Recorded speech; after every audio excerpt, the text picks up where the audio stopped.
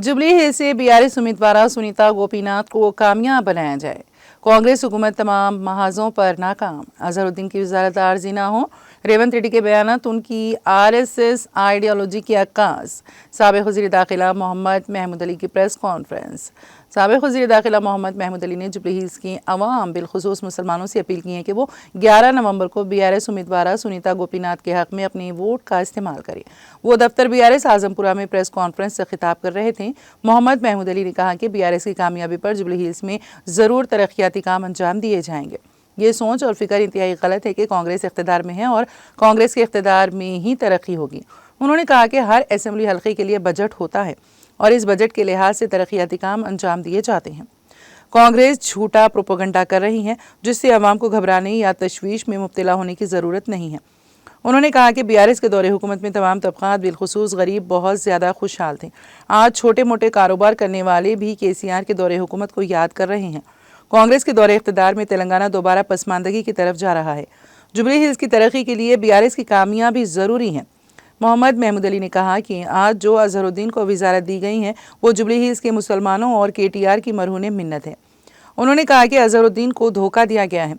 हम यही चाहते हैं कि अजहरुद्दीन की वजारत आर्जी ना हो बल्कि मुस्तकिल हो, क्योंकि उन्हें जिस कोटे के तहत एमएलसी बनाने का ऐलान किया गया है वो गवर्नर कोटा है। चीफ मिनिस्टर रेवंत रेड्डी के बयान पर मोहम्मद महमूद अली ने शदीद रद्द-ए-अमल का इजहार किया और कहा कि मुसलमान तब से हैं जब कांग्रेस का वजूद भी नहीं था। उन्होंने साबिक मरकजी वजीर सीएम इब्राहिम के बयान का हवाला दिया और कहा कि आज वजीर आजम लाल किले पर तिरंगा लहराते हैं, वो लाल किला किसने बनाया? और आज सारी दुनिया के अफराद ताजमहल को देखने के लिए आते हैं, इस ताजमहल को किसने बनाया? लिहाजा कांग्रेस से मुसलमान होने की बात रेवंत रेड्डी के जहन की अक्कासी करती हैं। इस मुल्क की आज़ादी के लिए मुसलमानों ने कई कुर्बानियाँ दी हैं। टीपू सुल्तान अंग्रेज़ों से लड़ते हुए शहीद हुए। आज भी इंडिया गेट पर मुजाहिदीन आज़ादी के नाम तहरीर है, जिनमें 70% उलमा और मुसलमानों के नाम हैं। मोहम्मद महमूद अली ने पुरजोर अंदाज में कहा कि चीफ मिनिस्टर रेवंत रेड्डी खुद कहते हैं कि उनकी स्कूलिंग आरएसएस में हुई है, लिहाजा इस तरह के बयान से उनके जहन की अक्कासी होती है। मोहम्मद महमूद अली ने कहा कि रेवंत रेड्डी बीजेपी के चीफ मिनिस्टर की हैसियत से काम कर रही हैं। उनका तरीक़ेकार बीजेपी के काम करने के तरीक़ेकार जैसा है। झूठे वादों के जरिए इख्तिदार हासिल किया गया, एक भी वादे को पूरा नहीं किया गया। मोहम्मद महमूद अली ने कहा कि जुबली हिल्स की अवाम बीआरएस को कामयाब बनाए ताकि कांग्रेस के वादों में से चंद वादों को पूरा करने के लिए हुकूमत मजबूर हो जाए। पूरे वादे कांग्रेस हुकूमत पूरे नहीं कर सकती, क्योंकि कांग्रेस ने सारे वादे झूठे किए हैं। मोहम्मद महमूद अली ने कहा कि केसीआर के दौरे हुकूमत में मुसलमानों की तरक्की के लिए नुमाया खिदमत अंजाम दी गई। बड़े पैमाने पर अक़लियती अक़ामती स्कूल्स का क़याम अमल में लाया गया। मुस्लिम लड़के लड़कियों के ज़ेवर तालीम से आरास्ता और पैरास्ता किया गया। केसीआर के दौरे हुकूमत में अमन व अमान और खुशहाली थी। जब से कांग्रेस पार्टी तेलंगाना में बरसर इख्तिदार आई है, अमन व अमान दरहम बरहम हो गया है। जैनूर और मेदक में फसादात हुए हैं। जैनूर में मुसलमानों की सैकड़ों दुकानों को आग की नज़र कर दिया गया। मोहम्मद महमूद अली ने कहा कि अवाम कांग्रेस को सबक सिखाएं और तरक्की के लिए बीआरएस को कामयाब बनाएं। इस मौके पर सीनियर बीआरएस कायद ख्वाजा बदरुद्दीन और नलगुंडा के लीडर मोहम्मद निरंजन वली भी मौजूद थे। मीडिया के दोस्तों को मेरा सलाम और नमस्कार। आप जानते हैं 11 तारीख को जुबली हिल का इलेक्शन है। जुबली हिल के अंदर साबिका हमारे मरहूम एमएलए साहब गोपीनाथ साहब बड़ी मेजॉरिटी से तीसरी मरतबा जीते थे, मगर किसी बीमारी की वजह से, तबीयत खराब होने की वजह से उनका देहांत हो गया। हमारे महान तेलंगाना के लीडर जो तेलंगाना हासिल किए हैं, तेलंगाना लाए, केसीआर साहब ने जुबली हिल पर सर्वे करवाया। तकरीबन हमारे बहनों ने और हमारे भाइयों ने सर्वे में कहा कि गोपीनाथ की अहलिया को टिकट दिया जाए। वो सर्वे देखते हुए केसीआर साहब ने उनकी अहलिया को टिकट दिया और गोपीनाथ साहब बहुत अच्छा काम किए जुबली हिल के अंदर। कई लोग हम दौरा कर रहे हैं, हमारे लीडर्स दौरा कर रहे हैं। हमारे नलगुंडा से वली साहब भी आए, वो भी फिर रहे हैं पूरा चारों तरफ, जो हमारे सीनियर लीडर है। हर कोई ये कह रहा है कि ये गली हमारे गोपीनाथ साहब बनाए हैं, वो गली हमारे गोपीनाथ साहब पर है, ये रोडों का काम करवाए हैं, मगर अभी बहुत सा काम बाकी भी। तो इसलिए काफ़ी लोगों ने ये कहा कि उनकी अहलिया को टिकट दिया जाएगा, सुनीता मैडम साहिबा को। तो जो बचा कुचा काम है वो बाकी जो अभी 3 साल है तो उसमें वो मुकम्मल करवाएंगे। मैं 2-3 बात बताना चाहता हूँ मीडिया के जरिए, खास तौर से जुबली हिल के आवाम को, जुबली हिल के आवाम को, क्योंकि हमारी स्टेट एक सेकुलर स्टेट है और सारे हिंदुस्तान में अगर कोई सेकुलर लीडर है वो केसीआर साहब है। इसलिए कह रहा हूँ, निजाम साहब की हुकूमत जाकर तकरीबन 78 ईयर्स हो रहे हैं, आज भी लोग निजाम को याद करते हैं। किस लिए याद करते हैं? निजाम हमेशा कहा करते थे, जो बादशाह जब रहे हो तो हिंदू मुसलमान मेरे दो आंख है, मगर आज मुल्क का हाल खराब हो चुका है। फिरका परस्त ताकतें मुल्क में हिंदू मुस्लिम इत्तेहाद को बर्बाद करने की कोशिश कर रहे हैं, मगर केसीआर साहब जब तक इख्तियार में रहे, जब तक मूवमेंट चलाए, तेलंगाना दिलाने वाले, हासिल करने वाले, तेलंगाना तहरीक चलाने वाले, 1-2 साल नहीं 45 साल के बाद तेलंगाना मिला है, वो केसीआर साहब है, जिन्होंने 14 साल मुकम्मल तहरीक चलाई और ख़ास तौर से हिंदू मुस्लिम में जो इत्तेहाद पैदा किया है उसकी मिसाल हम नहीं दे सकते। इसलिए कह रहा हूँ, 2001 से लेकर 14 तक उन्होंने मूवमेंट चलाया तेलंगाना राष्ट्र समिति पार्टी से, और इन 14 साल में उन्होंने हमेशा गंगा जमुना तहजीब को फरोग दिया। वो हमेशा कहा करते थे, हम इख्तियार पर आने के बाद ये फिसादात नहीं होंगे, क्योंकि उससे पहले फिसादात हुआ करते थे कांग्रेस के दौरे हुकूमत में, तेलुगु देशम के दौरे हुकूमत में। ये दोनों मिलकर बहुत मैक्सिमम पीरियड ये लोगों का काम किया पूरे का पूरा। और केसीआर साहब जब 2014 में तेलंगाना अलहदा हुआ, अलहदा होने के बाद उन्होंने जब इख्तियार पर आए, उन्होंने तमाम पुलिस ऑफिसर्स को और डीजी साहब को, कमिश्नर को बुलाकर हिदायत दी कि आज के बाद तेलंगाना में एक भी दंगा फिसाद नहीं होगा, मैं बर्दाश्त नहीं करूंगा।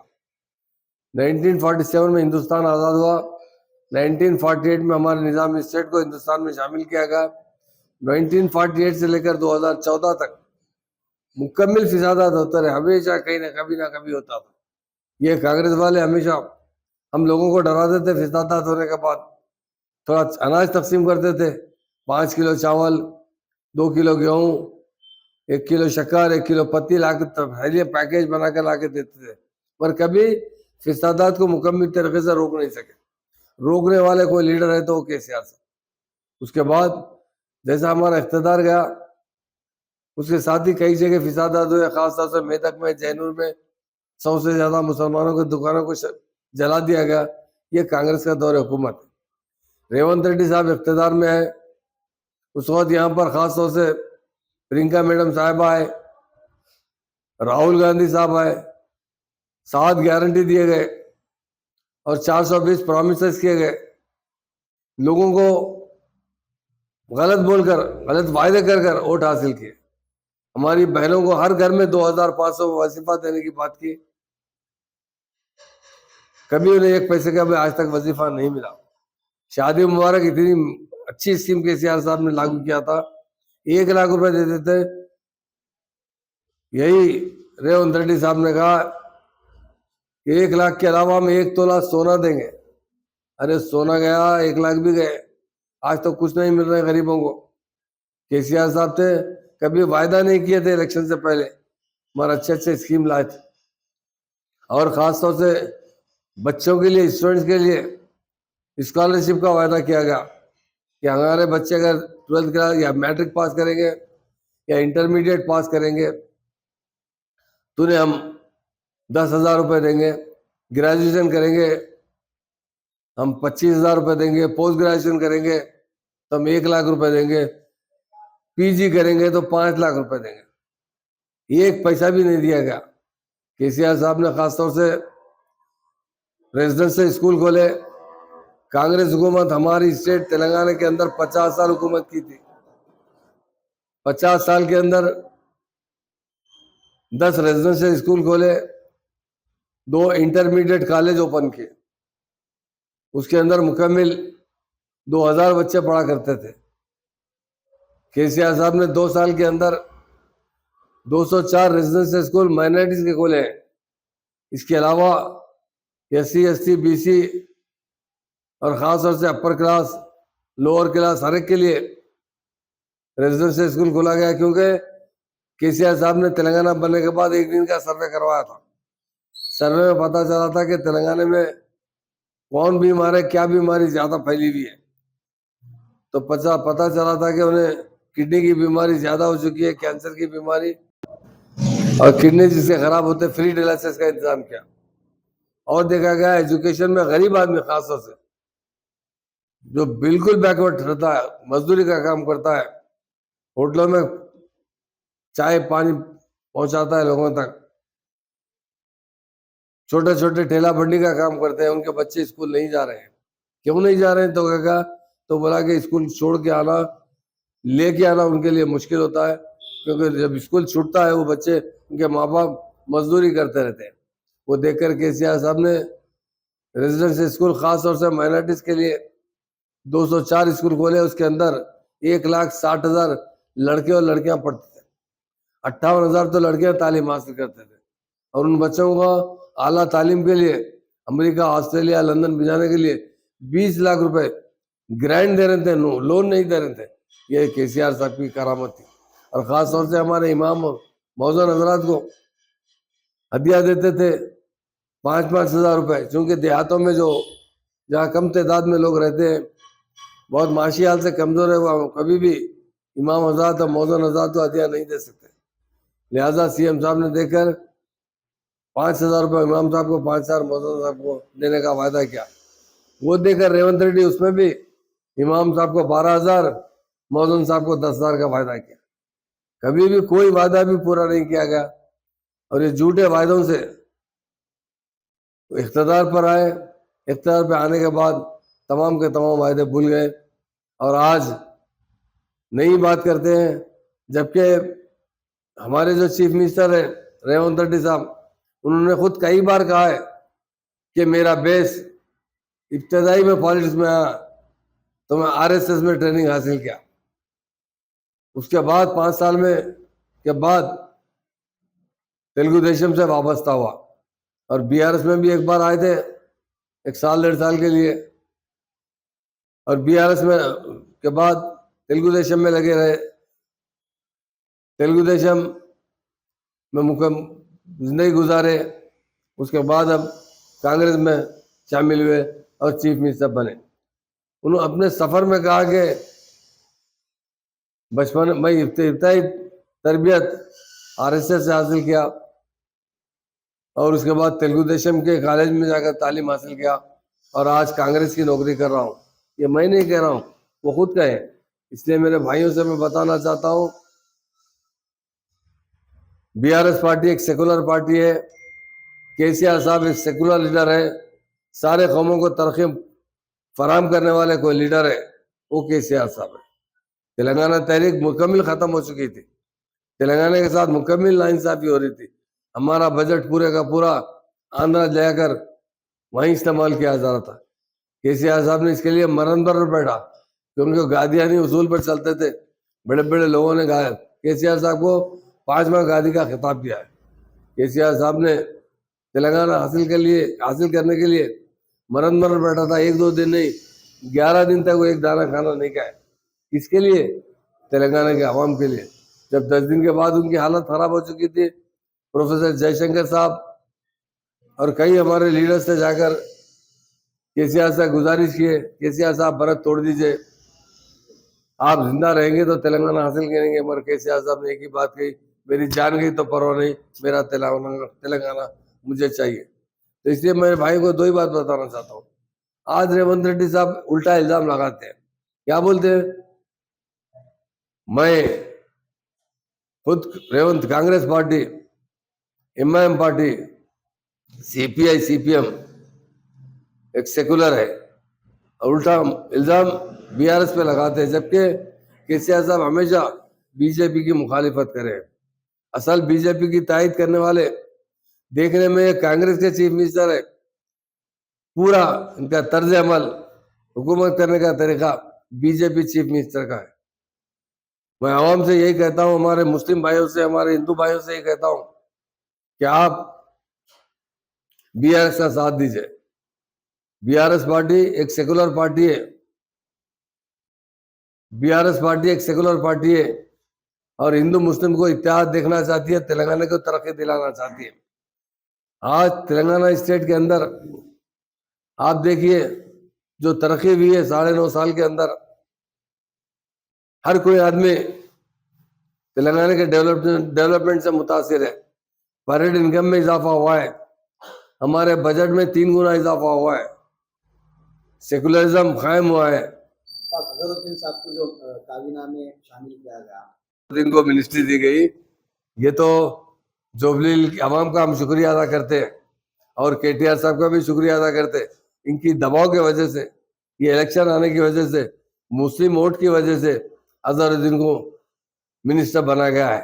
ये भी एक बताया गया है, हम बताएंगे, लोग बड़े बड़े इंटेलेक्चुअल्स ऑलरेडी इसके ऊपर तबसरा कर चुके हैं।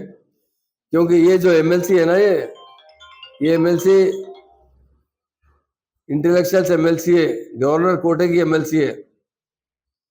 ये एमएलसी ऑलरेडी केसीआर साहब ने 2 लोगों को अपॉइंट किया था, मगर जो उस वक्त के गवर्नर ने नहीं दिया था। फिर बाद में कांग्रेस हुकूमत में आने के बाद वही 2 एमएलसी आमिर अली खान को, कोदंडराम को दिया गया था। हाई कोर्ट से वो भी रिजेक्ट हुआ है। फिर वही क्यों आया कि दोनों लोग पॉलिटिकल है। मैं यही पूछना चाहता हूँ कि अजहरुद्दीन साहब पॉलिटिकल लीडर नहीं है, पॉलिटिक्स से उनका ताल्लुक नहीं है, हमारे स्टेट के नायब सदर है कांग्रेस। ये कहाँ से चल सकती है आप बताइए। एमएलसी ये 6 महीने दिया गया है, हम तो बोल रहे कि परमानेंट दीजिए। आप ये धोखा मत कीजिए। मैं एक ही बात पूछना चाहता हूँ, जब अजहरुद्दीन साहब को टिकट दिया गया था, फिर इस मरतबा क्यों नहीं दिया? जब अजहरुद्दीन को टिकट गया तो एमआईएम भी अपने कैंडिडेट को डालकर अजहरुद्दीन को हरा दिया था। आज एमआईएम कांग्रेस की तायद कर रही है, वही बिहार के अंदर कांग्रेस की मुखालिफत कर रही है। जितने बड़े बड़े लीडर्स है कांग्रेस के, माइनॉरिटी लीडर्स है, और खुद हमारे शब्बीर अली साहब क्या लगे इल्जाम लगाते हैं एमआईएम के ऊपर कि वहां पर वोट काट रहे हैं, और यहाँ पर जो है मुस्लिम क़यादत को जब दिया गया था वो कॉन्टेस्ट कर रहे थे। आज गैर मुस्लिम कैंडिडेट को टिकट दिया गया है तो उसकी तायद कर रहे हैं।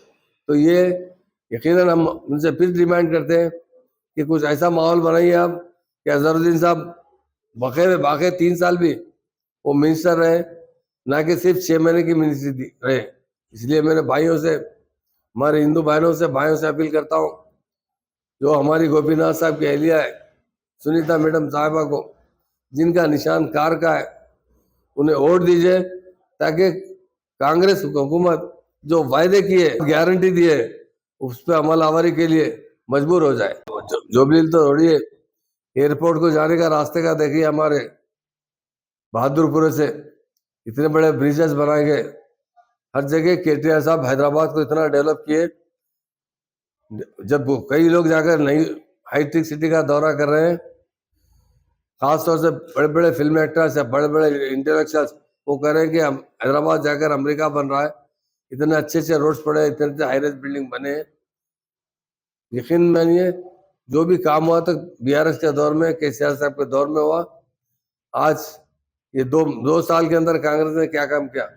कांग्रेस ने कुछ नहीं किया। आवाम से पूछिए, छोटे छोटे मामूली ठेले बढ़ने वाले से पूछिए, वो कहेगा कि अरे केसीआर साहब की हुकूमत बहुत अच्छी थी, खुशहाली थी, आज कारोबार नहीं चल रहा है। रेवंत रेड्डी साहब आने के बाद से बहुत हमारी स्टेट का बुरा हाल है। आज हमारे पास हर कोई आदमी परेशान है, फिर से चाह रहा है कि केसीआर साहब पावर में आए और हुकूमत बने, ये हर एक की ख्वाहिश है। रेवंत रेड्डी साहब गए थे, साहब कांग्रेस चाहता हूँ, हिंदुस्तान से बड़े बड़े लीडर्स हैं, आप व्हाट्सएप में देखिए, सीएम इब्राहिम साहब का बयान देख लीजिए।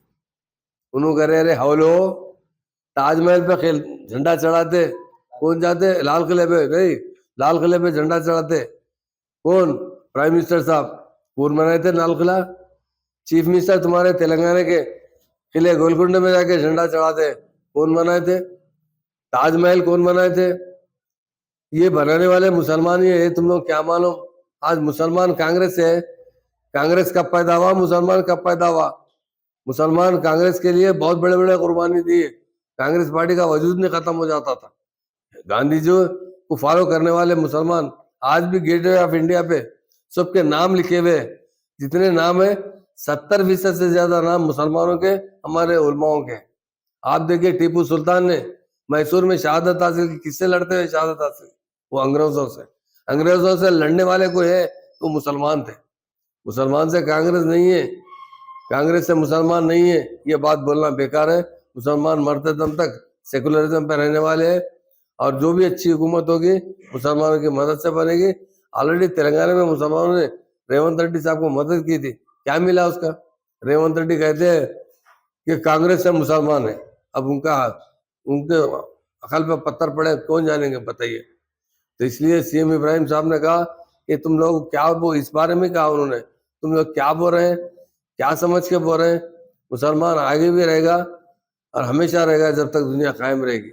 तो रेवंत रेड्डी साहब इसी तरह बयान, क्योंकि उनके जहन की अक्कासी होती है जो बोला गया। तो इसलिए मैं हमारे मीडिया भाइयों के जरिए ये अपील करना चाहता हूँ कि इस मरतबा जितने जुबली के लोग हैं वो कार के निशान को वोट डालिए और बीआरएस को जिताएंगे तो जो जो वायदे किए उसमें से और 1-2-4% वायदे पूरे कर सकते हैं, बाकी वायदे पूरे नहीं कर सकते।